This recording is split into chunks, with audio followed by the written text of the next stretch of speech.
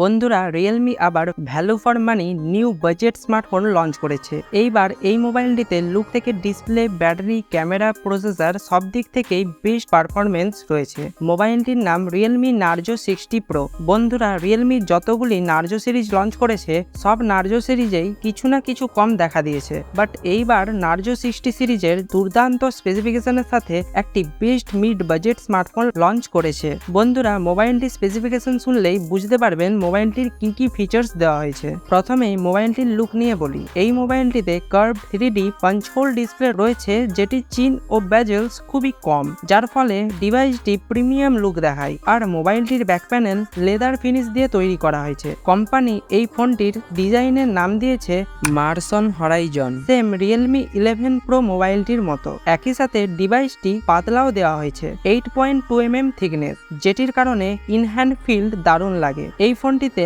একটি 6.7 inches full HD plus 3D curved OLED display দেওয়া হয়েছে, যেটি 120 হার্টজ রিফ্রেশ রেটের সাথে 360 হার্টজ টাচ স্যাম্পলিং রেট পেয়ে যাবেন। এই ডিসপ্লের ওপর 950 নিটস পাওয়ারফুল ব্রাইটনেস রয়েছে, মানে ইনডোর বা আউটডোর কোথাও ব্রাইটনেসের অসুবিধা হবে না। সিকিউরিটির জন্য এই হ্যান্ডসেটটিতে ইন ডিসপ্লে ফিঙ্গারপ্রিন্ট সেন্সর দেখতে পেয়ে যাবেন। প্রসেসরের কথা বললে এই ফোনটিতে একটি নিউ তাগড়া প্রসেসর দেওয়া হয়েছে, মিডিয়াটেক ডায়মেনসিটি 7050 6nm প্রসেসর। এই প্রসেসর নিয়ে মিডিয়াম থেকে হাই সেটিং এ গেম খেললেও কোনো ইস্যুস দেখতে পাবেন না। 5000 mAh এর একটি বিগ ব্যাটারি দেওয়া হয়েছে, যেটি চার্জ করার জন্য 67 ওয়াটের একটি সুপার বুক চার্জার পেয়ে যাবেন বক্সের মধ্যেই। রিয়েলমি সংস্থা দ্বারা জানা যাচ্ছে এই চার্জার এই ব্যাটারিটিকে আন্ডার 50 মিনিটের মধ্যে 0 to ফুল চার্জ করে দেবে। র্যাম ও স্টোরেজের কথা বললে বন্ধুরা এই মোবাইলটির 3টি ভেরিয়েন্ট লঞ্চ হয়েছে। একটি 8GB র্যাম 128GB স্টোরেজ, যেটির প্রাইস 23,999 টাকা,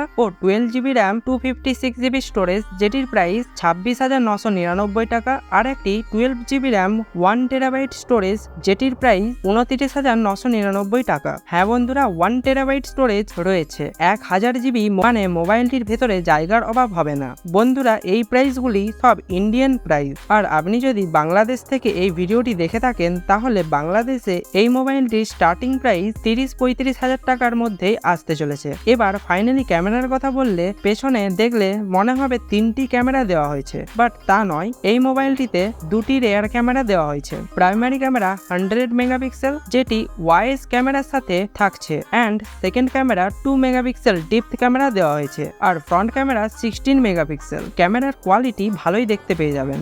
রেয়ার ক্যামেরা থেকে আপনি 4K at 30 fps পর্যন্ত ভিডিও রেকর্ডিং করতে পারবেন, অ্যান্ড ফ্রন্ট ক্যামেরা থেকে ফুল এইচডি প্লাসে ভিডিও রেকর্ডিং করতে পারবেন। আর হ্যাঁ বন্ধুরা, ইউটিউব থেকে আপনি 2K ভিডিও দেখতে পারবেন। এই ফোনটিতে একেবারে লেটেস্ট অ্যান্ড্রয়েড ভার্সন অ্যাভেলেবেল আছে। অ্যান্ড্রয়েড 13 অ্যাভেলেবেল রয়েছে ফোনটির মধ্যে।